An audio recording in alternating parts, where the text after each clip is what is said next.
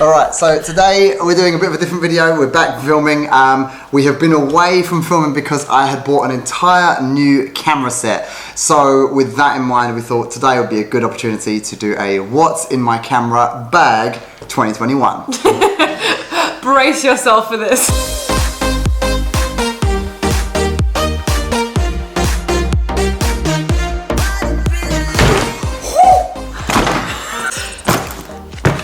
What's in my camera bags? Plural. Plural. There's 1, 2, 3, 4 bags. It's kind of because me and Pia do different things. Like she does a lot more Instagram, I do a lot more YouTube. She also does TikTok, but we don't talk about that. I'm a TikToker now, guys. But like, because we're traveling around heaps as well, pretty much everything that we need for our entire job has to sit in the car. So that's why there's more than one camera bag. It looks like a lot, but I think it's actually pretty compact when you realize. It's a lot. No, but when you realize what we can do with all of this. Like you can get aerial footage, you can get underwater footage, like every situation that you and me come across as content creators, we can like get really good footage with what's in these bags. So it's been a few years since I've gone through my camera equipment. This is the first time actually we've refreshed pretty much everything in our bags. Yeah. I used to use the Olympus RMD EM1 Mark II for everything. It was great, I loved it. And then it broke in like December, November time. People were commenting in the vlogs that it was looking a bit weird. So we decided to take the opportunity rather than just to buy a replacement or to get it fixed, to actually kind of upgrade all the equipment to what we've got now. Yes. This is a Sony A7C. It's a pretty standard, mediocre camera, but it does fit all my lenses that also fit on the camera that I'm shooting with right now. So it's a good backup camera to have if my main camera is ever occupied, or I'm using it, or it's not with me. So because this is just a little bit too heavy for me to, be careful with it. to do natural vlogging with, I've tried and my arm is like shaking the entire time. I got myself this little one here. This is the ZV One. Yeah. And it's kind of the upgrade to the Sony RX100 series that I've been using for years and years. This is one that I just like to have in my handbag at all times, and it's actually really great quality. What I love about it is the flip out screen, and this is the first time that they've had this little tripod remote that can go with it. So this is like specifically made for vlogging because you can hold it like this. Let me show you the buttons on there.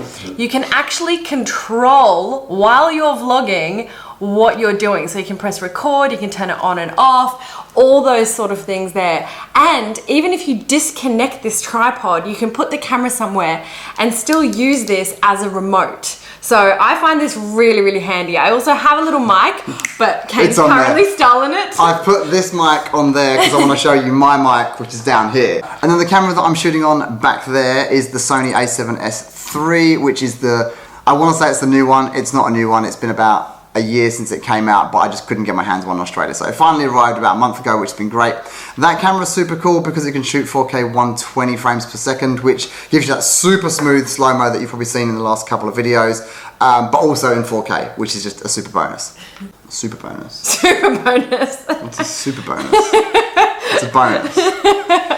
Alright, so the lens that we've got on this camera right now is the 17-28 Tamron. Same brand as this one. These two lenses are my rough and ready go-to lenses. The 17-28 is perfect for vlogging because, as you can see, I can just hold it like that. And I'm still in shot. Yeah, so I can hold it. Obviously, my hand's a bit weird here, but I can hold it like that. A whole group of people can be in shot, and it still has a nice focus, nice stabilization, and stuff like that. And if you want to get more personal and do like single-person vlogging, there you go. You've got like a really nice frame, and there's no like wide angle fisheye distortion or anything like that going out. And I didn't get the Sony lens, I got the Tamron one.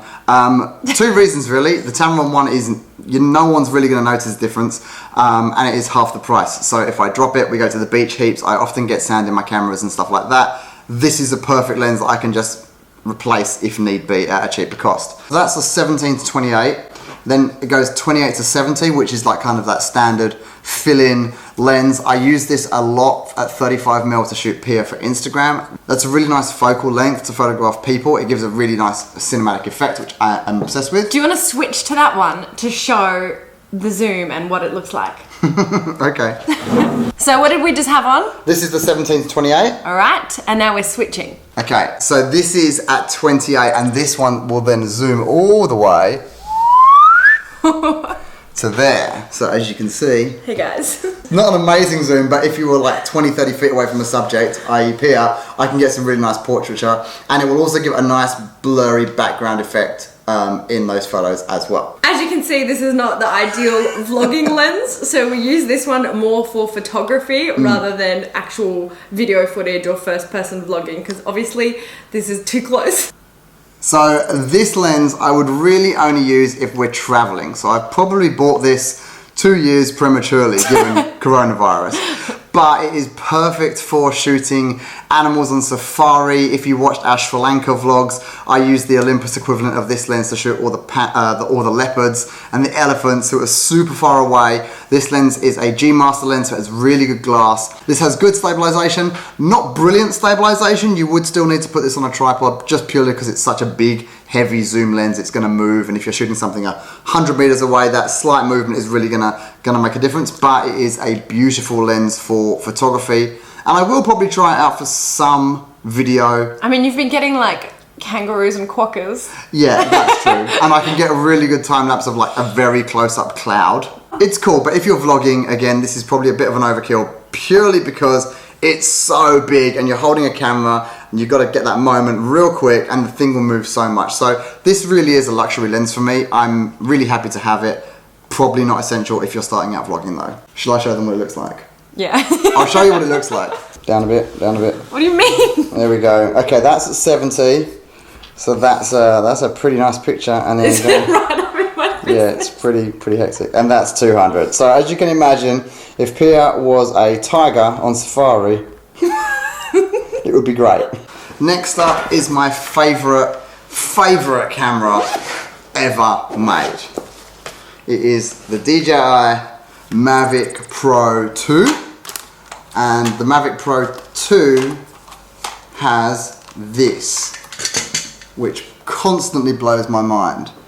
It is a Hasselblad camera on the front there. So when you're flying and taking shots with this, when you're flying and taking shots with this, you're shooting with a Hasselblad, which, if you know anything about cameras, I've always dreamt of owning a Hasselblad. I think every photographer dreams of owning a Hasselblad, and somehow DJI did a collaboration and they put a Hasselblad on here. So this thing, seriously, if you can, there are newer drones out actually, made by DJI that are technically better, but this is my favorite, just purely for that. So this thing is a workhorse. I have crashed it into 100 trees. I think it's possibly my 4th one. Yeah. I have a spare battery because the battery only lasts about 32 minutes, and that might seem like a long time, but when you're flying, you actually get a bit nervous and time starts to travel really fast. Yeah. Like I panic, I get very sweaty when I fly because I often try and do like quite dangerous maneuvers or go near trees and try and get that impactful shot. So having 2 batteries is essential, and I also have the car charger so we can charge it in the car when we're on the move as well. So we use this for like aerial B-roll and footage in our vlogs, but then we also use this for couple shots. So a lot of the time when we're traveling, we don't have like another photographer with us. We do sometimes when we're here locally, but this thing is like your own little private photographer. Like you can put this in the air, 8 feet, and just pause it there, and then you can get in front of it and pose around, twirl around, do all sorts of fun things. And this captures such high quality footage that you can actually then grab the stills out of it and you've got amazing little couple shots. This can shoot raw files, so if you want to shoot low light or stuff like that, you can shoot raw with that and do some nice color grading too. But yeah, this is definitely my favorite thing I've ever owned. I feel like our vlogs got a major upgrade when we got a drone. Now, I know that's not, most vlogs don't have like drone footage in them and whatnot, but especially when you're traveling and you're in a beautiful location, showing drone aerial footage just gives such a crazy unique perspective and like shows us all something that we've never really seen before up until the last few years and everything. So. Yeah, I don't like watching videos that haven't got drone footage anymore. This sounds like an ad, but DJI do make a drone that I think is like $200 or $300. Remember the little MAVIC Mini? Yeah, that's right. I got one for Tara. Yeah. That's a good starting point because You don't want to try and fly one of these because you will crash it. Like I'm still scared, yeah. 100% will crash it. So if you do want to get started with a drone, get the cheapest one that DJI make. But after a few crashes, you get a bit more confident and then you start to understand it and then it's fine. It's like not buying a Lamborghini once you pass the driver's test. On your L's. Yeah, you practice, you get a few dents with the crappy car first. I think that's a great analogy. Although I still get dents in the Tesla. Yeah. The next two cameras are my two GoPros and they are brilliant. This is the GoPro Hero 9, which has a much better battery life. I gotta admit, battery life is improved, stabilization is improved.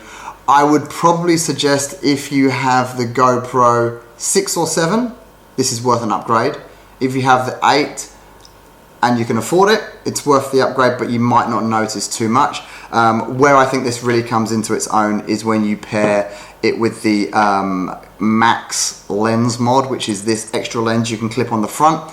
And this lens, if I show you there, can you see how wide it is? Probably not. Oh, maybe you can. It's a super wide lens, and somehow they've done all the magical jiggery pokery inside the GoPro, and whatever angle the GoPro is at, the picture will stay perfectly flat. So we have another GoPro. This is a 360 GoPro. It's the GoPro Hero Max. Yeah, you've got to cover our eyes. Oh, yeah. Okay. Is it focused? I think so. I don't know actually. I can't see because my eyes are covered. Me too. You covered both our eyes. The camera focuses on our eyes, so if you want to see that, it's a bit difficult. So you can see it's got a lens on both sides there. And what you do with this is, normally we have like a big stick that we have at the bottom of it, and it actually cancels the stick away entirely. So if you want to go bushwalking or something, you can just walk through anything and it shoots everything in a 360 perimeter, and then afterwards in post-production you can choose your shot when you're editing. So if you see that there was like an emu over there or something, you can just focus on that frame and discard all the rest of it. Okay, so you've probably seen those really insane shots where it looks like the camera is half under the ocean and half above the ocean, so you can see everything underwater perfectly clearly and then everything above water perfectly clearly as well. That is taken with one of these. This is a GoPro dome. So you basically, you pop the GoPro in like that and it creates a waterproof seal.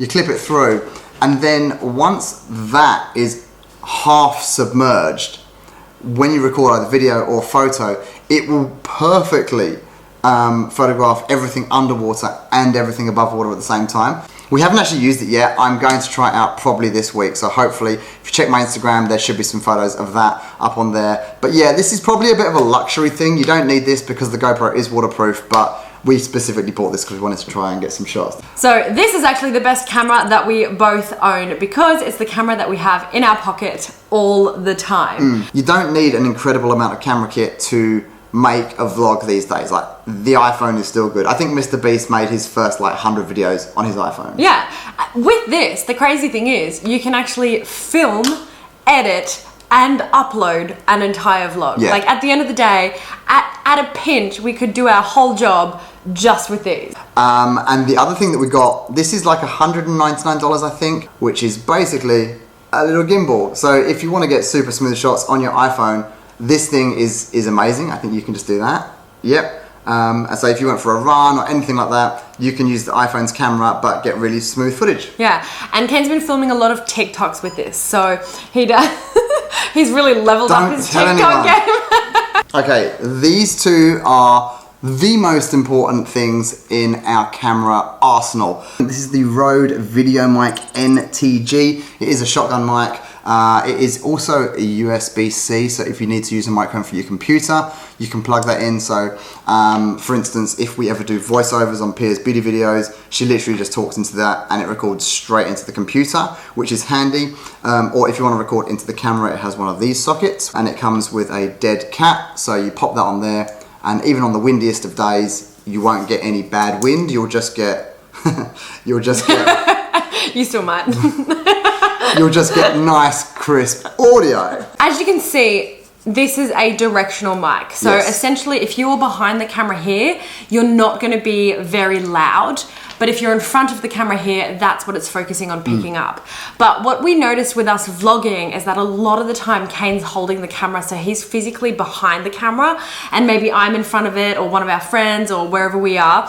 So we got ourselves one of these. This is the DEITY D4 Duo, and it's specifically made for exactly that purpose. So it's got a directional mic that faces the front, and a smaller directional mic that faces the person holding the camera. So both of us, when we're talking to each other, are perfectly audible. This is the SHURE MV88. It is a lightning microphone, which basically means you go like that, and this can then fit into the bottom of your iPhone. So when you then record, this thing activates instead of the internal mic, and you get a little mini shotgun microphone. So the audio from this with the video on this is significantly better than just relying on the mics inside the iPhone itself. So when we were in Sydney, we actually had a pretty extensive lighting setup, and then when we decided to pack everything up and hit the road, we really had to figure out what to do in terms of like a portable lighting setup, because we didn't want to carry around these huge light boxes everywhere. So we found